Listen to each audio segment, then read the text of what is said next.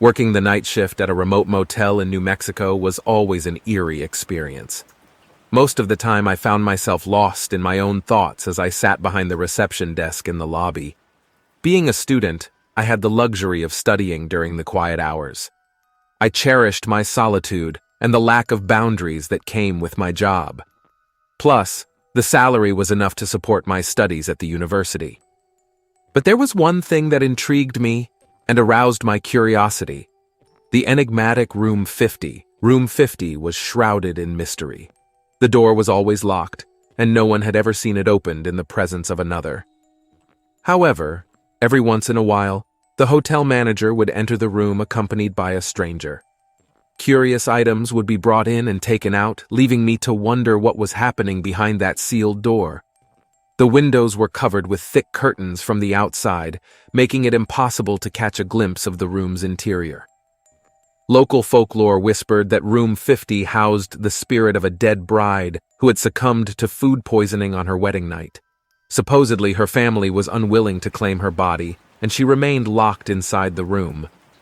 But I couldn't bring myself to believe such tales. Questions filled my mind. How could a decaying corpse go unnoticed for so long? How could there be no smell? And how could someone remain confined to a room for an eternity?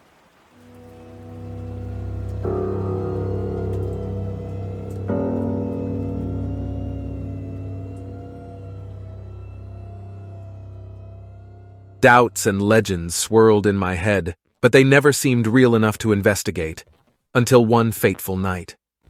Overwhelmed by the mystery of Room 50, I decided it was time to uncover the truth. With my heart pounding, I mustered my courage and made my way towards the forbidden room. The motel was quiet, amplifying the sound of my footsteps echoing through the empty halls. As I stood in front of Room 50, everything appeared normal, yet an air of foreboding surrounded me. I hesitated before knocking on the door, and silence greeted me. No response. However, as I lingered, I noticed a faint shadow dancing beneath the door, accompanied by a flickering light. Someone was inside. A chill ran down my spine when I examined the hinges of the door. They seemed encased in layers of dust and cobwebs, untouched for years. It was clear that this door had remained sealed shut for an extensive period. The room's reputation had driven guests away, leaving it and the surrounding rooms perpetually vacant. The mystery only deepened. Who could be inside? What secrets did this room hold?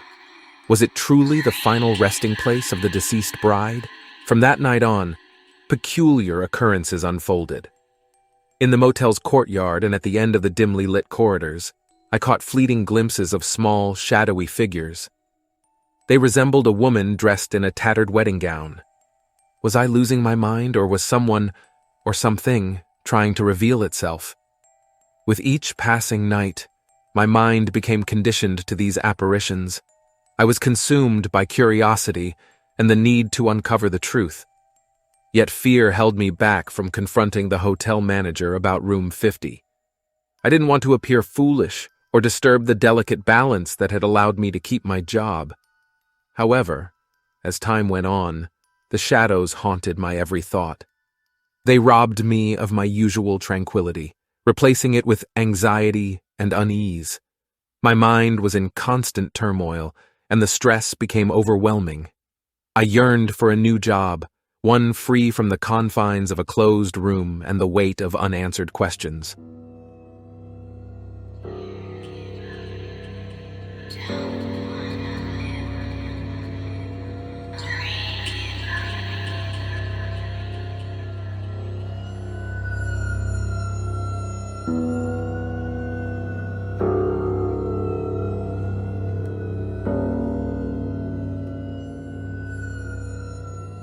Elle continued to haunt me, but I couldn't bring myself to ignore it any longer. Determined to find answers, I embarked on a mission to uncover the truth behind the sealed door. One night, when the motel was unusually quiet, I decided it was the perfect opportunity to investigate further. Armed with a flashlight and a trembling resolve, I approached Room 50 once again. This time, I noticed a faint draft of cold air seeping from beneath the door, sending a shiver down my spine.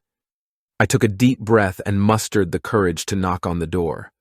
To my surprise, this time I heard a faint sound from within, a soft, muffled whimper. My heart skipped a beat as I wondered who could be in there and what they were enduring. I realized that something was terribly wrong, and I couldn't ignore it any longer.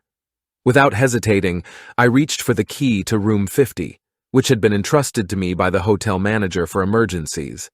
As I inserted the key into the lock, the anticipation and fear grew exponentially.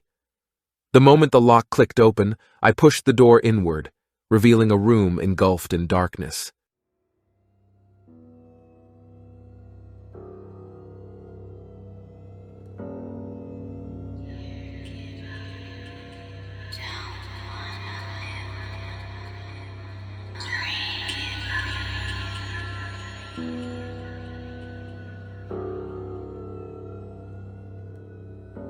My flashlight pierced through the shadows, illuminating the mysterious room.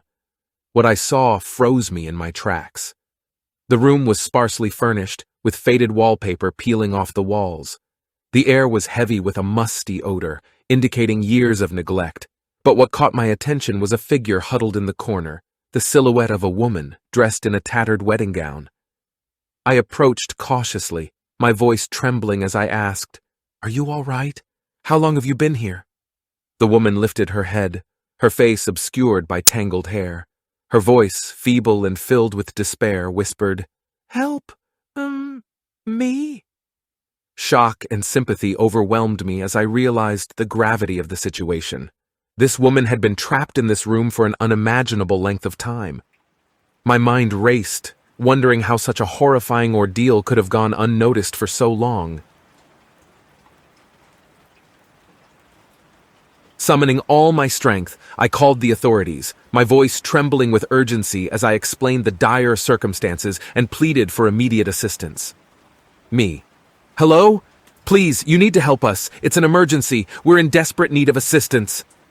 Dispatch officer. "Calm down, sir. What's happening? Give me the details." Me. "There's a dangerous situation at the motel. Lives are at risk. We need the police and emergency responders here right away." Dispatch officer. "I understand, sir. Help is on the way. Stay on the line with me." The woman, barely able to stand, was whisked away to a nearby hospital.